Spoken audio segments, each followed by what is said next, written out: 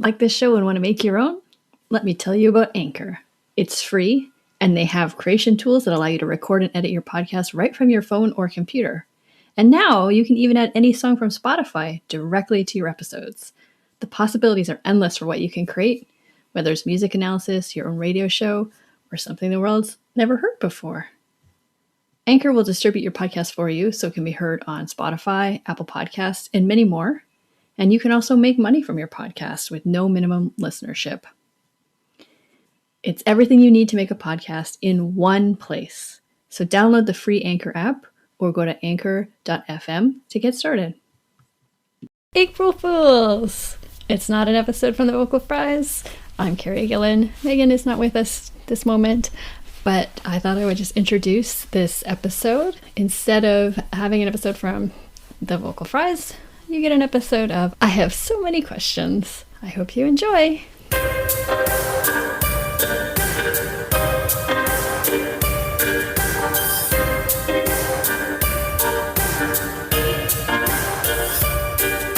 Greetings and welcome to a quick hit of the I Have So Many Questions podcast. I am your host, Brian Watson. This is a little sugar fix to get you through, to satiate your appetite until a full-blown episode can be put out there for your consumption. It's a little just something that doesn't require the full breadth and scope of me yammering for at least an hour. Please rate and review the show wherever you get your podcasts at. It helps bring in new listeners as I work towards establishing my cult of personality, which I'm in a constant state of reassessing and reevaluating given recent events. The Twitter handle is at I Have So Many Pod. Send me a message, drop me a DM, tweet to your heart's content. The email address is ihavequestionspodcast@gmail.com, facebook.com/I Have So Many Questions podcast. There is also a voice message or voicemail feature on the homepage for the show, which is at anchor.fm// have questions. The show is hosted on anchor.fm and through their mobile app, playing on just about every platform that you get your podcasts at, specifically Spotify, Apple Podcasts, and Google Play. Recent events just keep interfering with my planned schedule of episodes. As I record this episode, it is Friday, January the 22nd, 2 days after Joe Biden was inaugurated as the 46th president of the United States. And I figured, okay, great. I did the venting episode about the insurrection that occurred on January the 6th. I got that out there. I did my election summary a couple of months ago, 2 weeks after the election occurred. And then I had done a couple of episodes about various ancillary topics related to the 2020 presidential campaign. And I thought, okay, I'm done. I'm good. I can go on to talk about other things. And then something caught my attention earlier this week, and it made me think. It turned into a good idea for a quick hit.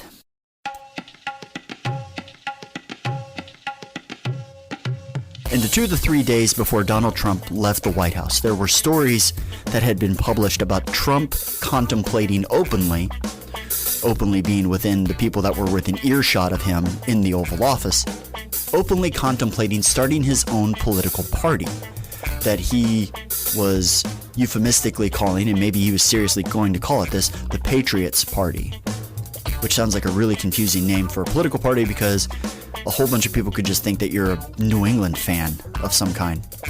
I think there might actually be a Patriots Party that already exists, or an American Patriots Party, so there may be some licensing issues, some titling issues that he might run into. Although, if there is a party named the Patriots Party or the American Patriots Party, I'm pretty sure they'd have absolutely no problem being taken over by Donald Trump. I'm willing to bet they'd be muy simpatico. There were stories about Trump starting his own political party. I don't know why you wouldn't call it the MAGA party. That seems to make the most sense. But that's what he was going to do. And it seemed like the two primary reasons for him doing so were, one, he's a narcissist with an overinflated sense of self, and who's in a constant heroin-like need for infinite gratification, even if it's self-gratification. The other reason being he wanted to punish the Republican Party, particularly the Republicans who have, in his mind, betrayed him, smited him, spited him, whatever you do bad to other people, he thinks the Republican Party's done to him, even though for the last 4 years he's controlled the Republican Party. So when I read that, it got me thinking about if Trump were to start his own party, it would become a third party. And it started making me thinking about why do we only have 2 political parties? Why don't we have a viable third party or fourth party or fifth party? And the truth of the matter is there are tons of political parties in this country. If you were to do a Google search of political parties in this country, there are probably a dozen at least that would show up. But the only 2 that we ever talk about are Democrats and Republicans. And, the question is why? There have been multiple attempts at establishing viable third parties. When you think of a third party now, and anybody who's thought of a third party probably in the last 20 to 30 years, the first one that's probably sprung to mind has been the Libertarians. In any election cycle, probably at any level of government, the Libertarians generally do somewhere between 0.5% and like 3%, maybe 4% at the outside in any election, whether it's member of Congress, the Senate, president, governor, state level office, statewide office, probably even for any libertarian that runs for the General Assembly in the state legislatures. They just don't do all that well. And it's kind of been flat for decades. The other one, and they're not nearly as viable as they were, say, in 2016 or 2012 or 2008, or before that, was the Green Party, the environmentalists. It does beg the question, why don't we have other viable political parties besides the Republicans and Democrats? And there are 3 reasons, 2 big reasons, and then a third reason that I think just kind of goes along with it, with the other 2 in a way. If you talk to the Green Party or if you talk to the Libertarian Party, they'll probably tell you that the big reason they don't, and anybody who's libertarian leaning or has a vested interest in the success of the libertarian movement or the Libertarian Party, will tell you that the big reason that they're not more successful is because they're getting crowded out, they're getting squashed. A coordinated effort by Democrats and Republicans to keep them out, especially out of the presidential debates. The problem with that argument is that the Libertarians argue that if they were on the stage with the Republican or the Democrat, if they were on the same stage with Joe Biden or Donald Trump, that if the Libertarian were on the stage with the Republican and the Democrat, they would do so well that they would make the Republicans and the Democrats look so bad that the Democrats and the Republicans have to conspire together to keep them out, because they're afraid of, the 2 parties are afraid of what a libertarian could do to them. That's just not true. The reason libertarians aren't on the stage in a presidential debate is because they haven't earned it. Now, the libertarians argue that all the political parties should be represented on that stage. No, they shouldn't, okay? If you represent the John Birch Society and you've got your own political party, you don't need to be on that stage. You want to get on that stage with the 2 major party candidates, earn it, okay? They've got the power, you don't. They've got the leverage, you don't. Until you get that, there's no reason for you to be on that stage. They have no power, they have no leverage, they have no influence, they have no constituency. That's the big thing. They don't have a constituency, and because they don't have a constituency, there's no reason for the Republicans or the Democrats to acknowledge them. So that's why they don't. There are 3 reasons why we do not have a viable third party or fourth party or fifth party in this country. The first one is the way our government is structured. We are a representative democracy. We are a democratic republic, however you want to describe it. That's what we are. We are not a parliamentary system.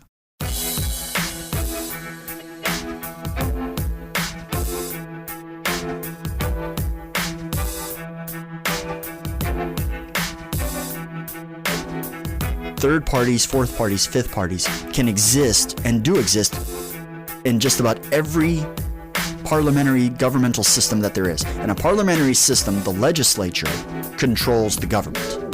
Okay? So in a parliamentary system, they have elections.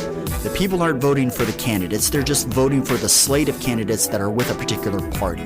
They're voting for the party more often than not. You know, there might be individual candidates within the party that they're voting for. Like in Britain, a lot of times they're voting for the guy the man or the woman who's going to be the prime minister. They're like the presidential candidate, except for they're going to be the prime minister. They're going to be head of the parliament. In a parliamentary system, how that normally works, and each country's different a little bit, but how it normally works is the party that gets the majority is the party that gets to establish the government. The party that has the majority gets to run everything. They run the General Assembly. They run the executive part. They basically control everything, but they've got to get a majority.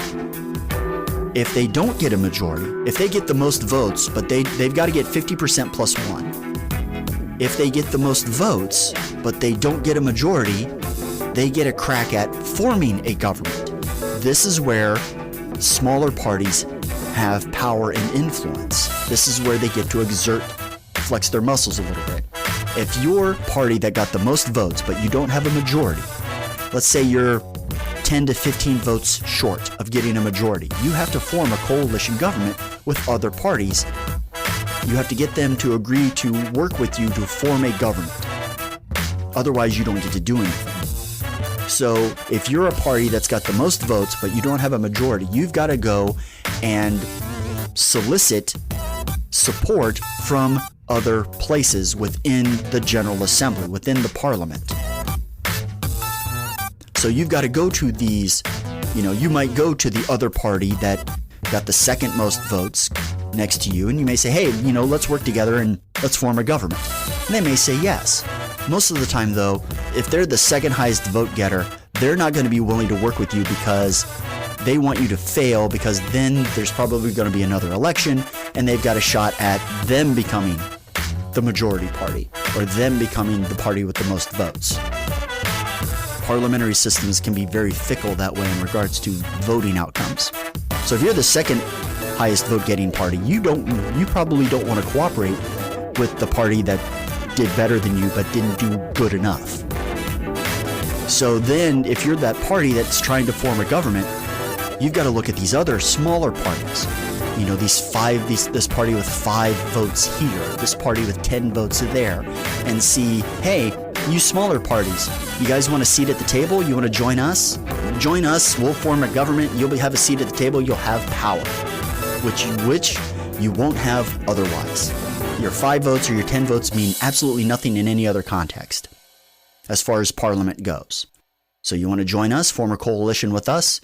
And those smaller parties that've got 5 or 10 seats, usually they've got very specific interests. They have a very narrow constituency, and they have very specific interests. They're interested in national defense, or they're interested in agriculture, or they're interested in the environment, or they're interested in cultural issues. So, they're socially conservative.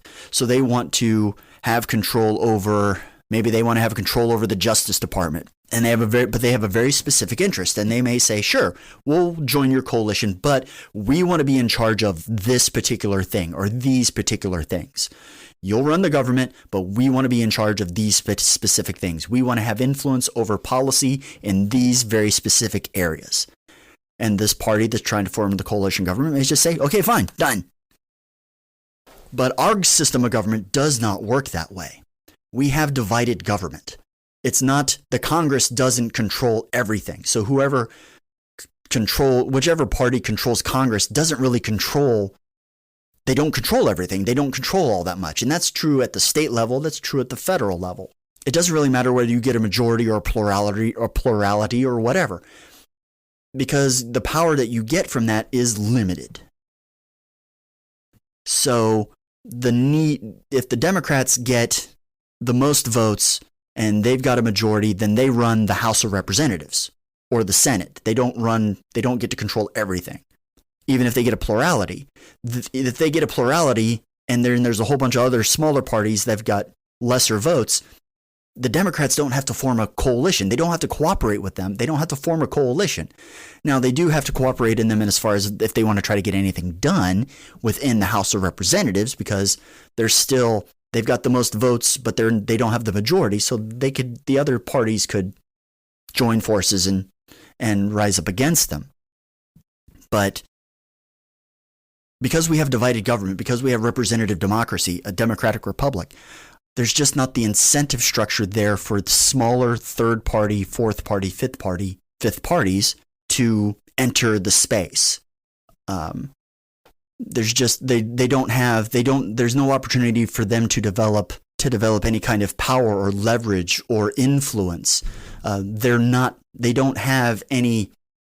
There isn't a circumstance in which our electoral system works or our governmental system works to where they have the opportunity to get their foot in the door as they would, say, in a parliamentary system. The libertarians say by chance they were to get like 2 seats in the House of Representatives. That doesn't mean anything. Now, it might mean something if the difference between the Democrats and the Republicans is a vote, or 2 votes, or 2 members of the House. That if it was really, really, really close, then you might see something. But if you're a libertarian or you're a Green Party candidate or a Green Party member of the House, you're one of 435. The potential influence and power that a third party or a fourth party or a fifth party could have is greatly diminished in the way our government is structured. Not just at the federal level, but also at the state level, because at the state level, the states mimic the federal government in that regard. The other problem is that it's very hard for these third-party candidates to get elected because of the way our government is structured in terms of representation.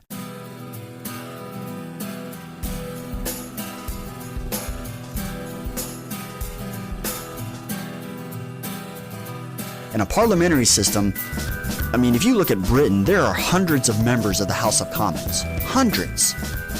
As many, if not more, than we have in the House of Representatives ourselves.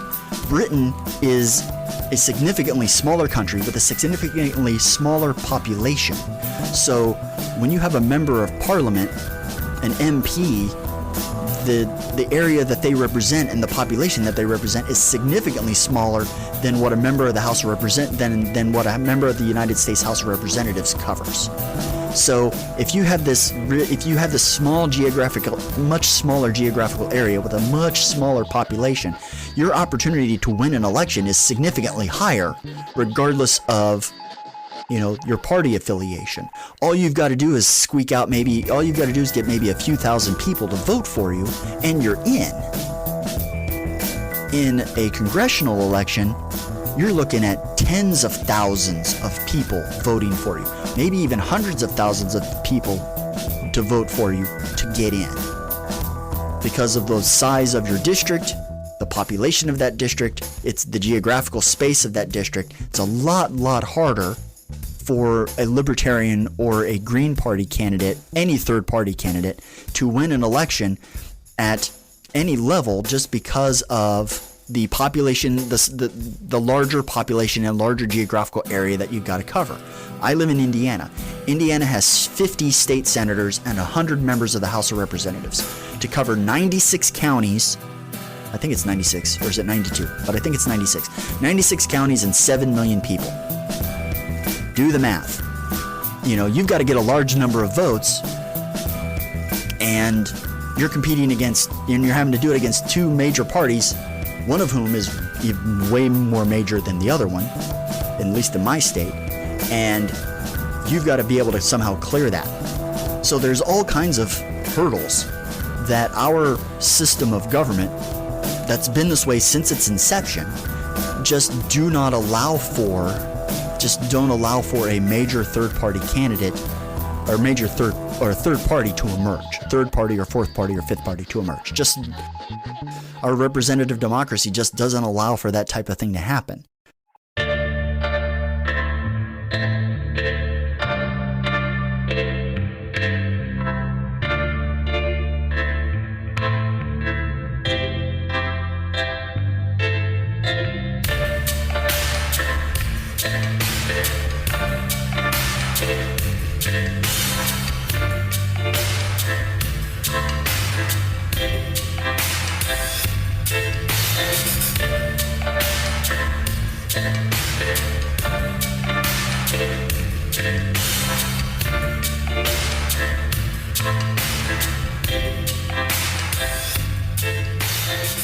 The other reason, and I think this is the bigger reason why you don't have third and fourth party, fifth parties, is that people just don't agree with them.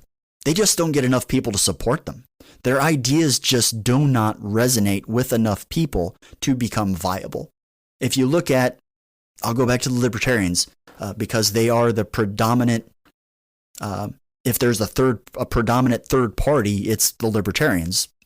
The problem that libertarians have, and why they aren't more successful, is that their ideas just do not resonate. What they advocate for just does not appeal to people who vote. And it's not just every 4 years during the presidential election. It's every 2 years during congressional elections. It's depending on where the cycle is with the Senate elections in the state that you're living in. It's also not at the state level. There's no libertarian governors.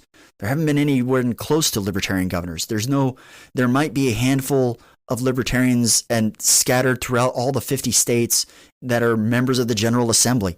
I don't know of any libertarian that holds statewide office in this country. Even more so with the Green Party. I mean, I don't even know if the Green Party still exists at this point. And there have been tons of third parties. The reason third parties don't take off in this country is that their ideas, whatever they advocate for, whatever they're about, doesn't resonate with people. Political parties in our country are different than political parties in other places. A lot of political parties in other countries, especially in parliamentary systems, political parties are much smaller. They have narrower constituencies, but those constituencies are more fervent.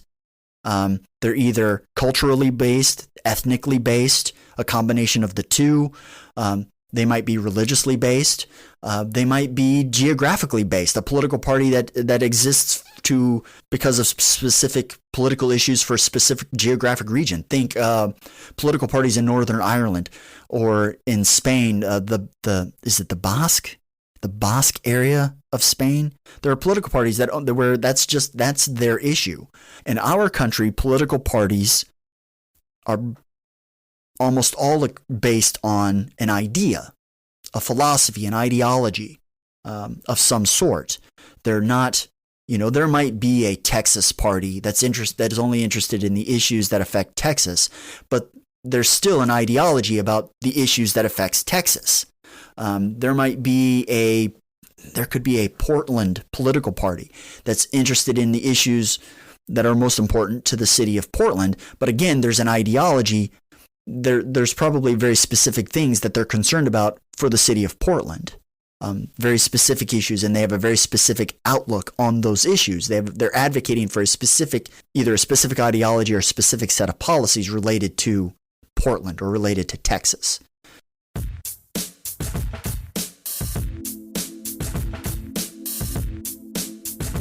That's not to say that in other countries there are not ideologically based political parties, but those ideologies are very, very narrowly tailored.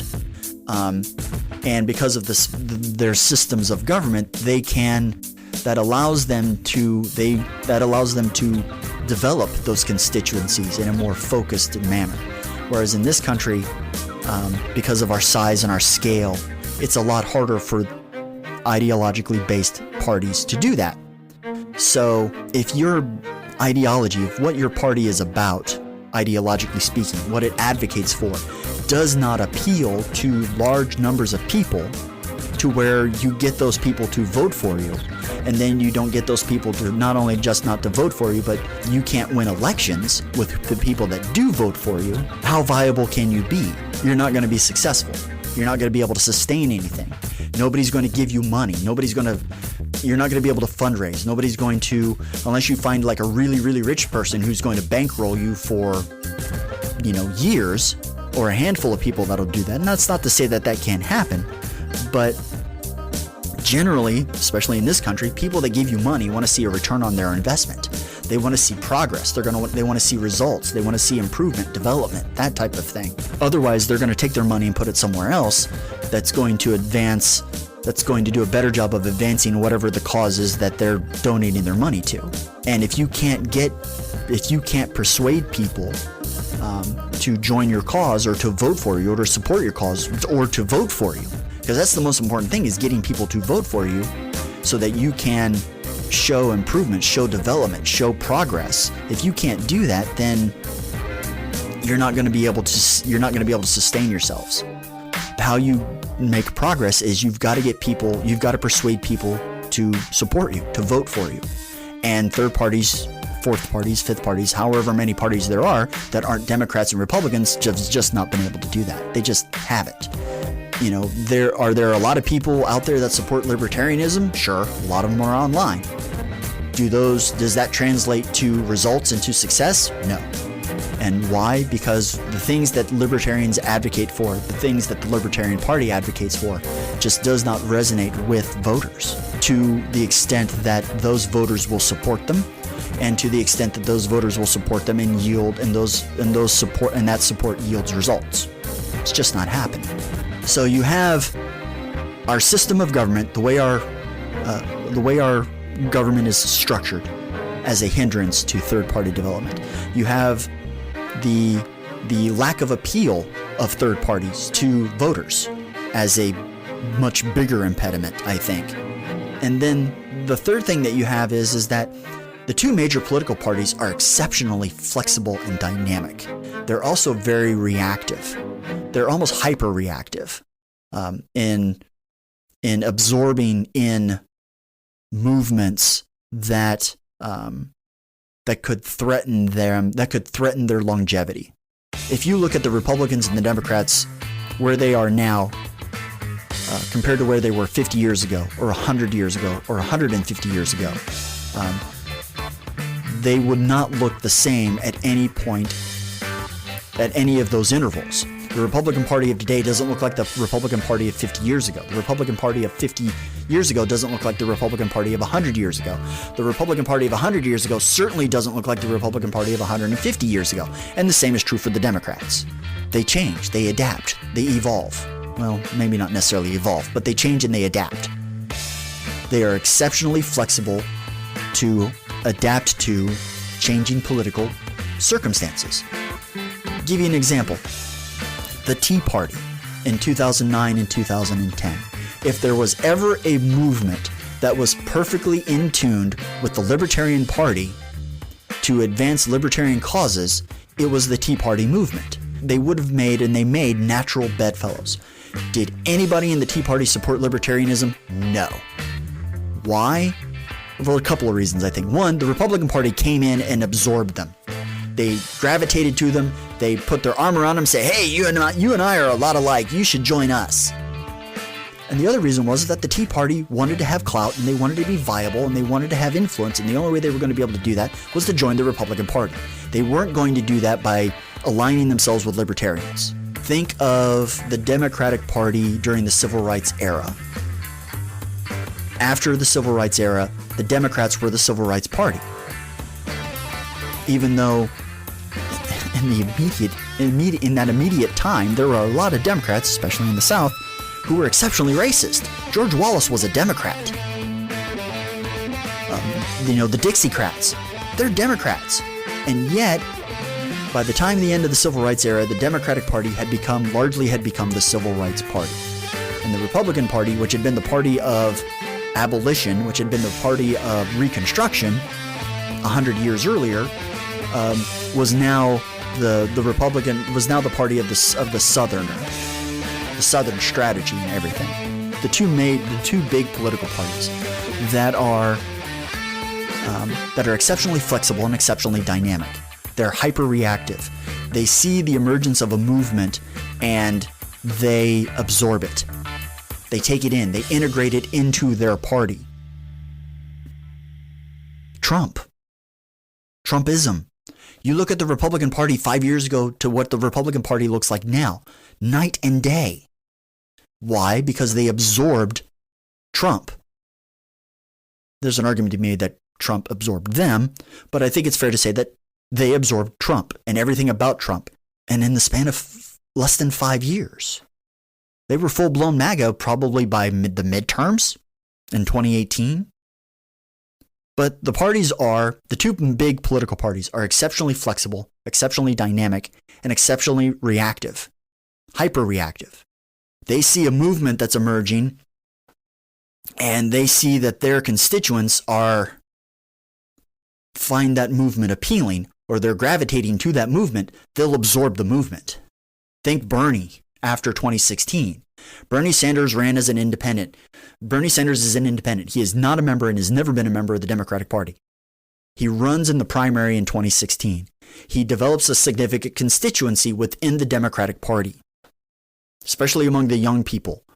And he does pretty well, although it's pretty clear now that the reason Bernie did so well had more to do with Hillary than it had to do with him. But the Democrats took his success as an indicator of a new constituency, a new dynamic within the Democratic Party, and they swooped in and absorbed it. They didn't want it going off on its own to, say, the Green Party or a Democratic Socialist Party that Bernie would start or something like that. And to his credit, Bernie didn't try to do that type of thing because he was interested in developing and accumulating power and influence. And he knew he wasn't going to be able to do that going off on his own. That's why he didn't run as a third-party candidate in 2016 after Hillary got the nomination. He could have, he didn't.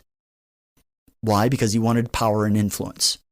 And he knew the only way to do that was to coalition with the Democrats, to caucus with the Democrats.